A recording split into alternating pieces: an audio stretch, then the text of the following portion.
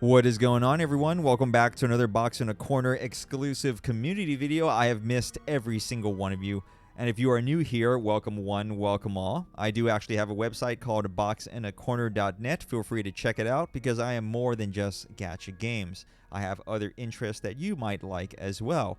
However, if you're a returning visitor, go ahead and pat yourself on the back because you kick a tremendous amount of ass, and that is because you have found my community channel and you have actually decided to stay here for the duration. YouTube is always undergoing changes, so some things are not where they are. And did you even hear recently they're taking away our dislike counter button because YouTube does YouTube things?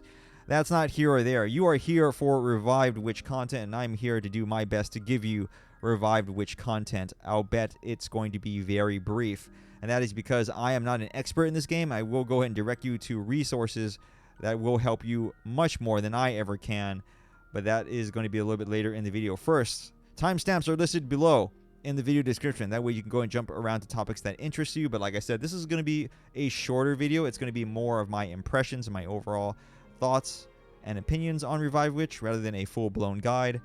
But nonetheless, go ahead and use them if you wish, if time yourself is very limited in supply. Speaking of references, let's go and bring them up on the screen right now. Let's start off with a YouTube content creator known as Dreamy. And as you can see in front of us right now, Dreamy has gone long, hard, deep, and very aggressive into Revived Witch. And yes, that sounded as perverted as I can make it be into Revived Witch. So if you have a question about the game, if you like what you see very briefly in today's video, feel free to head over to their channel. I will put it in the video description. Watch all of their content. And if you can catch a live stream of theirs, I welcome you to do so, because they are open to answering questions that you may have about the game. And like I said, they are much more knowledgeable about the mechanics than I am. I am a simple pleb using a couple of tier lists, doing the best that I can with the limited amount of time that I have to play the game. Okay, so Dreamy, YouTube description, Bob's your uncle. They are the definitive content creator, at least in my opinion, for Revived Witch. Moving on to a tier list. This is a tier list. I like the tier list. You may not like the tier list, or you also may like the tier list. Whatever your opinions of it, it does not matter, because at the end of the day, I will go ahead and link it to you, and you can go and follow it if you want to. The thing about Revived Witch is that tier lists don't necessarily matter unless you know what you're doing, so just go and keep that in mind. You can have all of these meta units on the top row right here, but if you don't know how to put them together, you are going to die a horrible, screaming, screeching death in the game very quickly. Okay, so take this tier list with a grain of salt. However, if you do know what you're doing ever so slightly, you also might want to check out this guide as well. It's also on the same page. I will link it nonetheless. And this is a guide for those who want to drop a little bit of money in the game. Specifically, it revolves around this unit right here, the Dragon Lolly, also known as Ella. She costs 20 bucks, but if you buy her from the start and you follow this person's guide, you will have an extremely powerful team that will carry you a lot throughout the early stages as well as the rest of your career in Revived Witch. But this, like I said, is a good guide. Feel free to check it out if you fancy. Moving on to the social community? Social community? What am I looking at? Social media. Whatever. Revived Witch has a Reddit, okay? English is hard, and my brain is fried, and I'm old. I'm a middle-aged man, okay?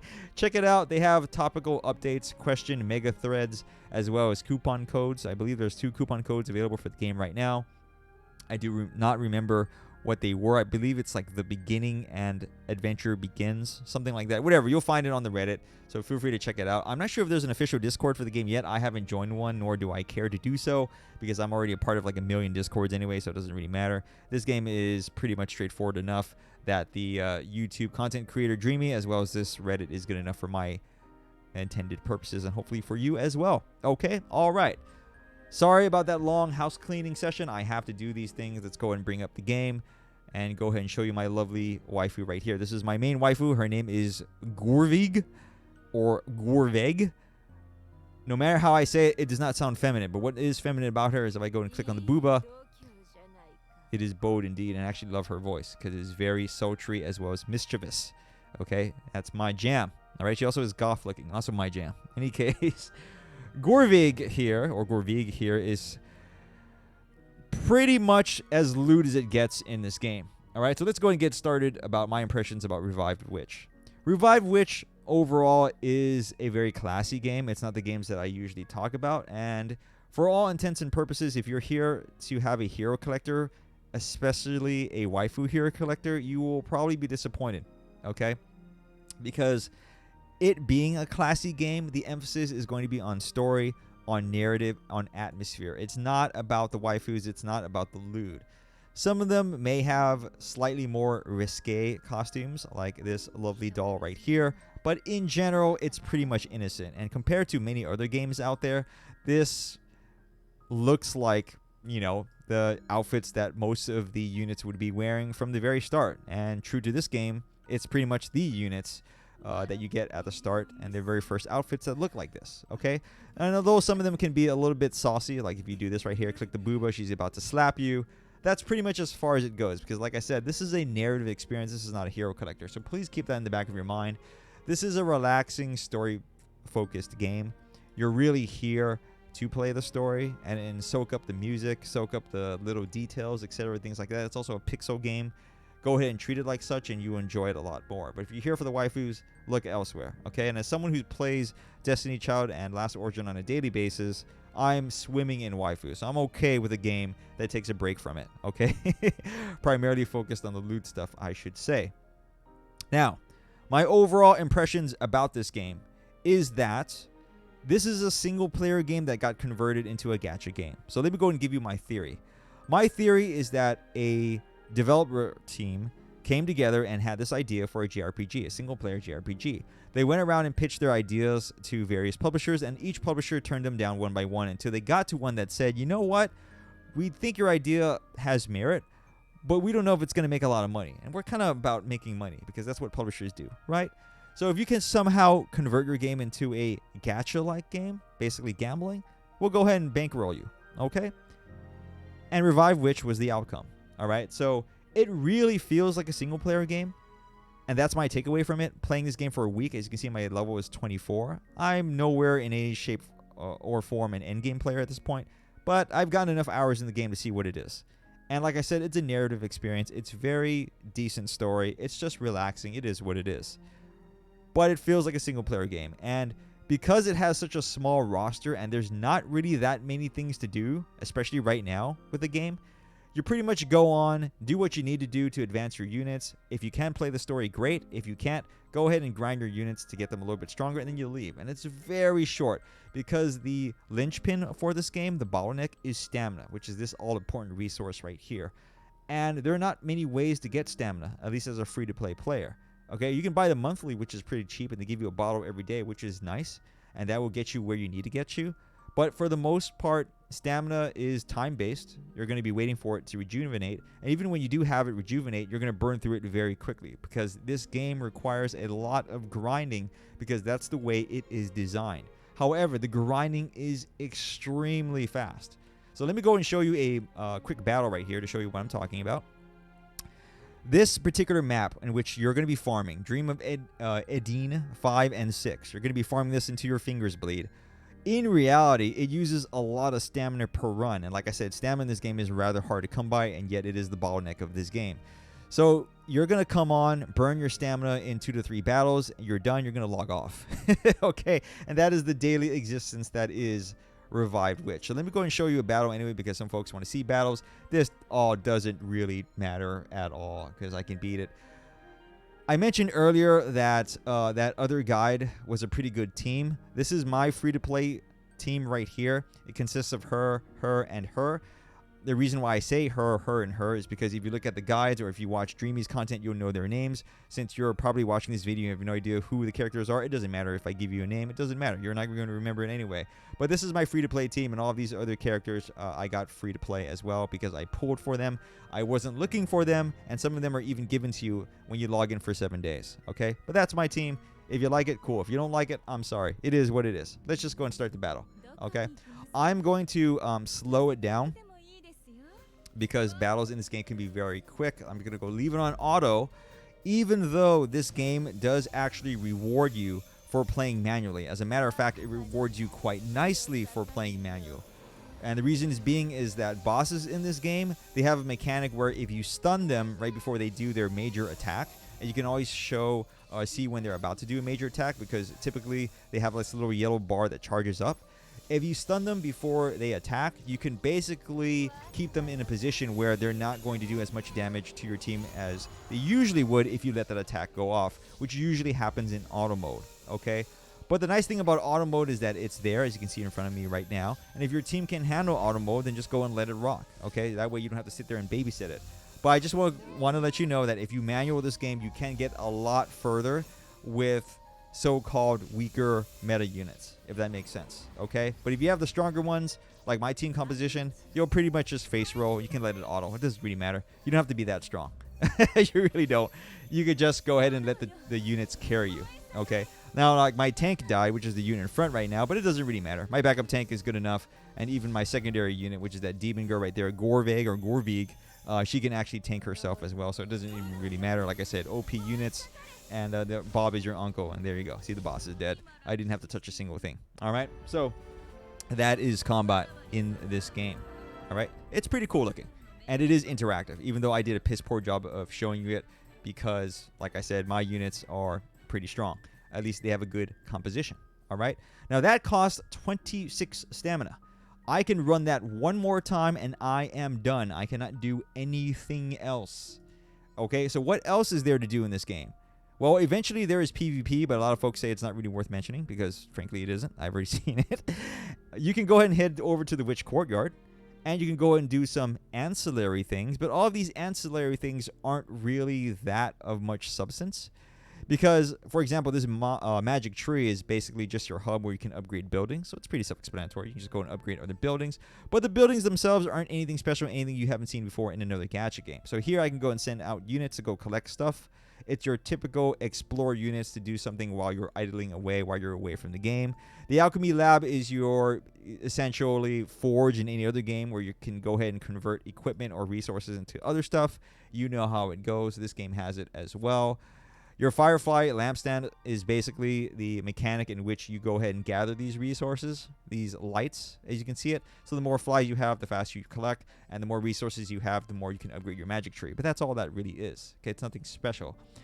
Moving on to the cottage. The cottage is basically where you put your units that you sent out on missions because when they come back, they are tired. So it's just kind of a cute little decorative thing. It has multiple floors, etc., things like that. And your Florence, or Florescence, I should say, villa is where you put characters to go ahead and train and get experience passively if you want them to do so. So in other words, all the characters that you're not using right now, like your level 1 characters, you can go ahead and send them here. And then that way they will go passively gain experience. But it does cost resources in terms of fireflies. And that is it. That is it. Okay, so let's go and get out of the Witch Courtyard. Sorry, I hit my microphone because I need a better mount. And we go back to the home page, and here we are. All right. So like I said, Revived Witch is a narrative experience. This is all that matters. And yes, I know I'm barely on 3.2. Believe me, I can probably push all the way to 3.18. I know. I've had other counts before. I know there are some players who have played Revived Witch already and are like, why are you barely at 3.2? I thought you were a gacha game player. What a noob. No, I know. This isn't my first account. Okay. I'm just taking my time. Remember, I'm playing a lot of other things right now. I have a lot on my plate. Okay. But what I'm trying to get at for the folks who are not familiar with this game is that this is why you're playing Revived Witch. This is why you're playing it. You're playing it for the story. The story is nice. It's subtle. It's pleasant. It's easygoing. It's easy to digest. It's just a nice overall atmosphere. Okay? And that is Revived Witch in a nutshell. The story. And that's why you're here. And that's why I'm recommending it with reservations. I'm recommending it because this is a single-player game that got converted into a gacha game. And I'm recommending it because if you're into single-player games, you'll like Revived Witch a lot more than other folks who are expecting a full-blown gacha game. Okay? This is not a game that you log on and you ask yourself, what can I do? More as this is a game where you log on, you play the story, and then you get out and you say, what is there left to do? And once you answer your own question and say, not much because I'm out of stamina, then you go, okay, and then you log off and you move on to something else. It is as simple as that. This game, to use a food metaphor, is a snack. It's an appetizer. It is a snack, an appetizer, a palate cleanser for other gacha games. At the end of the day, when you're tired, or maybe you're frustrated with another gacha game, this is where Revive Witch shines. It is a game to fill in that gap, to give you a breather, so that way you don't burn out on another game. But by itself, it's not necessarily that meaty. And when I say meaty, I mean it doesn't really have that much substance, as I've shown you. Okay, you can burn through stamina very, very quickly, and once you do so, there is not really much to do. And even if you treat this game as a hero collector or heroine collector, although there are husbando units like him right there, in reality, due to the nature of the game, its overall design aesthetics, which is overall classy, free-spirited, and just whimsical, the waifus in this game are not very lewd, and that's on design. It's not because they were censored. It's just because they were never intended to be lewd and overly, how should I say, bold and forward and in your face as other games would have. Okay? And that is perfectly okay because, like I said, once more, as someone who drowns themselves in waifus on a daily basis playing Destiny Child and Last Origin, it's refreshing to have a game that isn't so focused on the lewd aspects. But it is what it is. And for some folks, that might be a turnoff. Okay, so I'm just warning you ahead of time. All right, and that is my very brief and a very quick rundown on Revived Witch, a game that I do, at the end of the day, recommend you check out, but with reservations. And like I said, the main reason to play this game is the story. Okay, so please enjoy it. Don't rush it. Don't skip it. Whatever you do, don't skip it. Just read it. It's not that long, and like I said, it's very digestible. It's very understandable.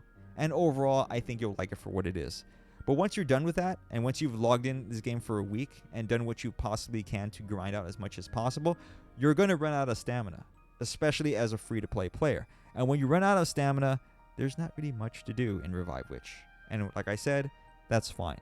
That's fine if you accept Revive Witch for what it is.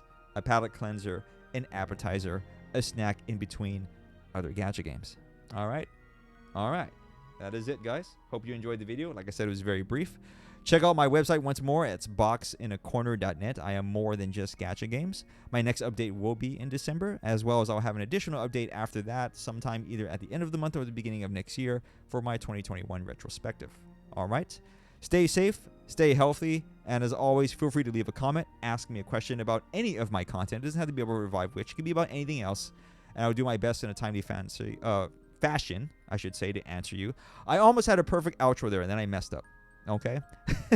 Let me go on a rant here for just a moment. The intro and the outro are the most annoying things to do whenever I'm making a video.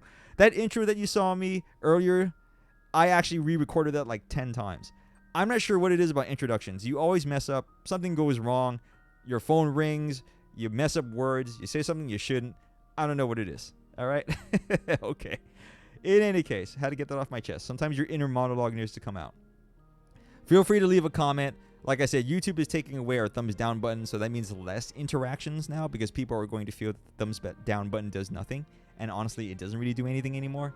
So because there's less interactions, there's going to be more emphasis on watch duration, okay, and comments. That's primarily the YouTube metric now.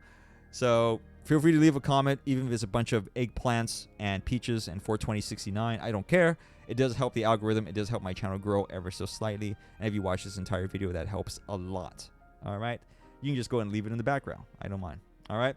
All right. I've said what I needed to say. Take care. I'll see you in the next video whenever and wherever it may drop. And don't forget to check out that website, especially if this is the first video you've ever seen on the community channel. Okay? Laters.